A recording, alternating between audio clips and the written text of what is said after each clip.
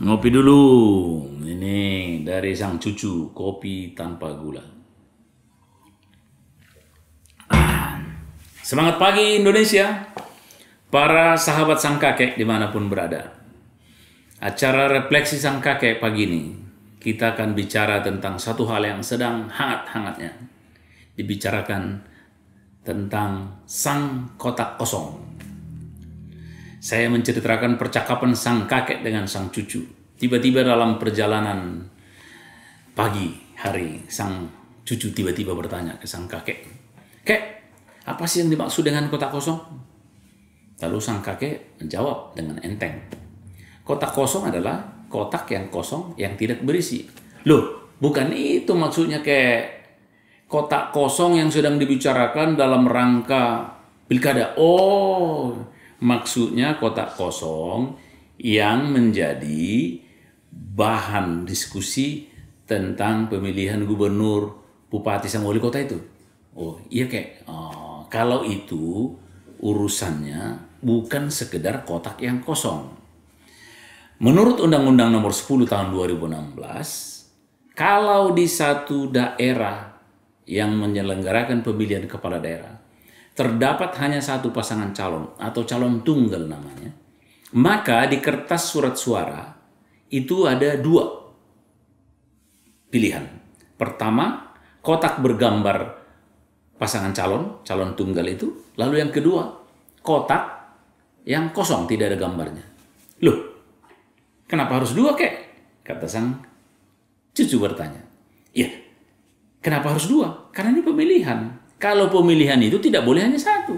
Kalau satu tidak memilih namanya. Jadi itu hebatnya undang-undang tentang pilkada kita udah mengatur bahwa calon tunggal maka harus ada kotak kosong. Nah, begitu kira-kira. Loh, sang cucu bertanya lagi. Jadi bagaimana kalau kotak kosong yang menang? Itu bisa terjadi. Bisa.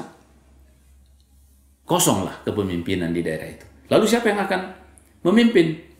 Kekosongan itu diisi dengan peraturan yang baru bahwa Menteri Dalam Negeri yang menetapkan pelaksana tugas PLT atau PJS, pejabat sementara. Loh, lalu sang cucu bertanya, apa gunanya dibuat pilkada kalau toh juga kosong dan juga PJS atau PLT? Padahal katanya pemilu ditabrak pandemi karena kepemimpinan yang perlu definitif untuk membuat keputusan strategis. Lalu sang kakek menjawab, ya itulah dilema perkembangan undang-undang tentang pilkada kita. Bahwa dulu calon tunggal dan kotak kosong tidak diatur. Begitu ada calon tunggal, lalu jadi masalah. Lalu diaturlah sedemikian rupa. Ya jadi bagaimana kalau sampai kotak kosong yang menang? Ya itu sebuah pertanda buruk bahwa kotak kosong ini dibuat sebagai pilihan alternatif terhadap calon tunggal. Kek, kenapa sih kok sampai ada calon tunggal? Tanya sang cucu kepada sang kakek. Lalu sang kakek menjawab, inilah kadang-kadang bisa timbul karena calon, biasanya petahana atau siapapun itu, ingin memborong partai politik sebagai kendaraan dalam rangka menutup kesempatan kompetitornya untuk bisa bertarung dalam pilkada. Sehingga kemungkinan besar calon tunggal ini akan memenangkan dengan mudah pilkada tersebut.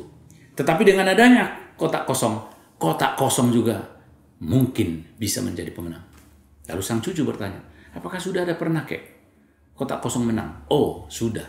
Dalam pilkada 2018, pemilihan wali kota Makassar, calon tunggal dan kotak kosong yang menang kotak kosong.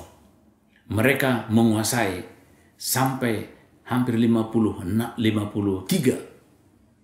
dan yang kalah calon tunggal sekitar 40. Ada selisih 6%. Bagaimana caranya? Sebetulnya waktu itu juga bukan calon tunggal. Ada calon petahana yang ikut dan calon penantang. Calon petahana entah kenapa diajukan ke pengadilan, didiskualifikasi, ditetapkan tidak boleh karena ada perilaku yang curang. Lalu tinggallah penantang ini menjadi calon tunggal. Rupanya calon petahana yang gagal ini bersikeras berkampanye untuk kemenangan kotak kosong.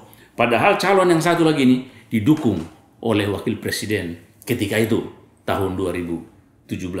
Dan nyatanya kotak kosong menjadi pemenang. Jadi dalam sejarah pemilihan kepala daerah kita, pilkada kita, sudah pernah kotak kosong itu menang. Wah, hebat juga kayak. Lalu gimana caranya? Nah, memang butuh effort, usaha, strategi, taktik yang jitu. Oleh karena itu bagi para pendukung kotak kosong, jangan hanya sekedar pepesan kosong, semangat-semangat tapi tidak diiringi dengan strategi, taktik yang jitu untuk mengalahkan calon tunggal tersebut. Dibutuhkan usaha yang keras, strategi dan taktik yang pas sehingga bisa memenangkan kotak kosong.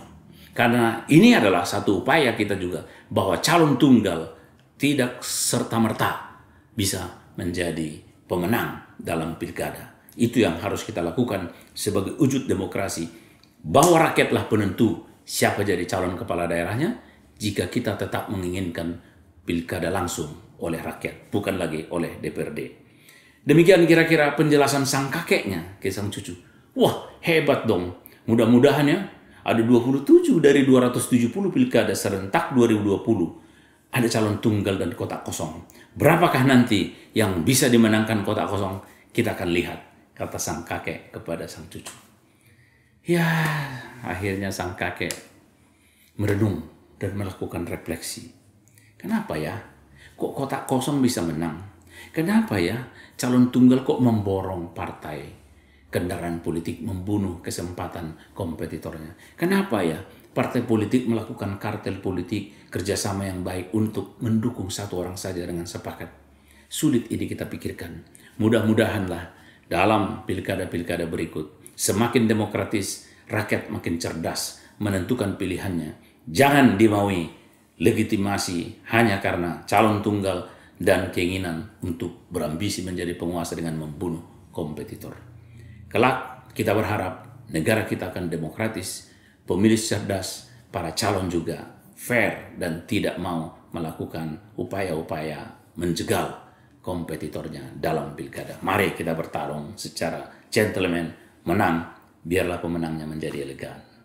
Demikian refleksi sang kakek pada pagi hari ini.